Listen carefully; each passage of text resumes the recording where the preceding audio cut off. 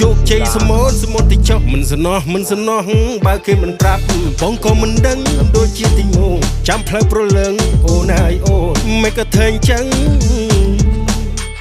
មួយបេះដូងបងហើយហាអើយខ្ញុំស្រួលហើយមួយបេះដូងបងហើយកំពុងតែវិញផ្លូវសន្យាត្រឡប់ស្នេហាបងហើយអូនយកគេបាត់ថាបងដេកអោបដៃថ្លៃហើយអូន